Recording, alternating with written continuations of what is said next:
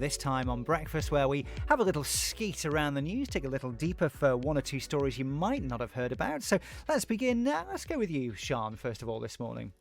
Well, I've got a story about an 85-year-old resident of a residential home, a care home in Surrey, who in her heyday was a top model, and she happened to be spotted by someone who was visiting another resident and has been doing a shoot for Vogue again at the ripe old age of 85. I heard about this. It's a really nice story. Apparently she looks fantastic. She does look amazing in it.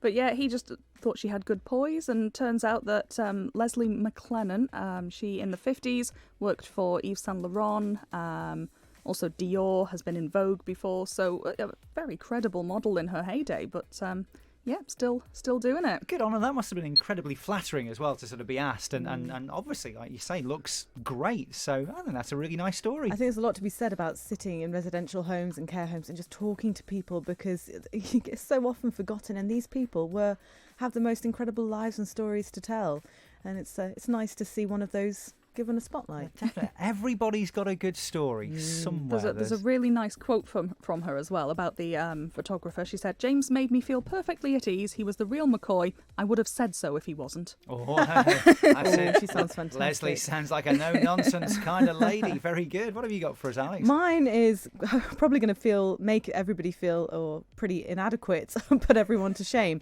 So most people, I think we've probably all got, an undergraduate degree at the sort of normal time that we went to university, 18-ish, that sort of thing. Well, Lawrence Simons completed his high school in just 18 months, but by the time he was 8.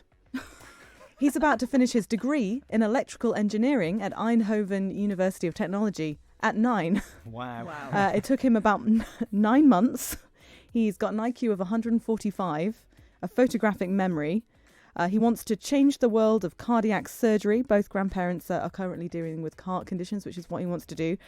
He's keen to next embark on a PhD program in electrical engineering, whilst also studying for a medicine degree at the same time. This is all very impressive, What isn't were it? you doing at 9?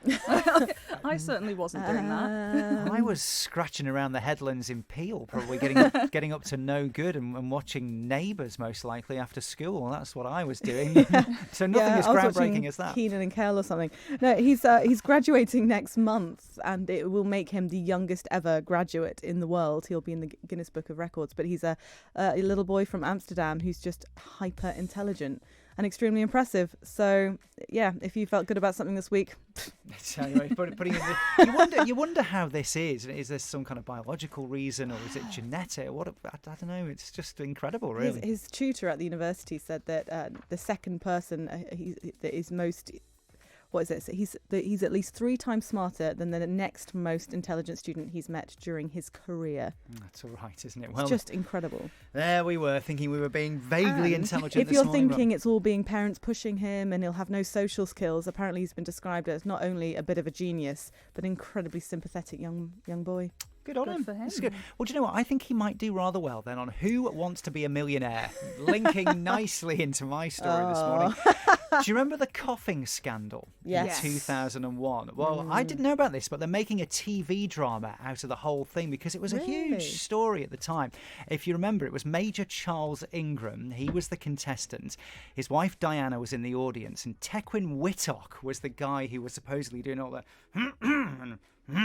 coughing when the right answer was mentioned. Yeah, that's it. They supposedly had some kind of code. They were accused of all this. It was, as I say, a massive story. But now they're making a TV drama out of it and playing Chris Tarrant. They've released the first pictures.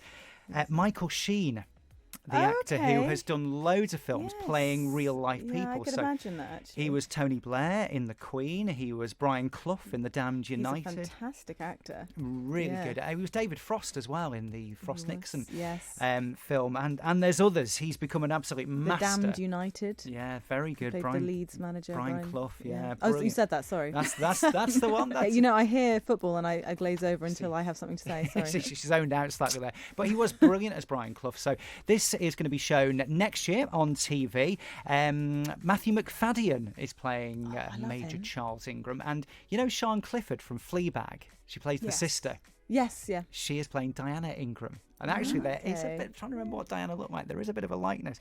But this was one of those genuinely sort of just fascinating news stories at the time with the whole coughing scandal. So yeah, Michael Sheen there as Chris Tarrant. He was on a show with Alan Carr doing his impersonation. He's very good. I've seen the picture of it this morning, actually. Really? It's quite convincing. I'm going to have a look now. Where can I find this? It's just Google it there. It will come up straight away if you have a quick look before we go into Tina Turner. There you go. Oh, hold on. Putting her on the spot now.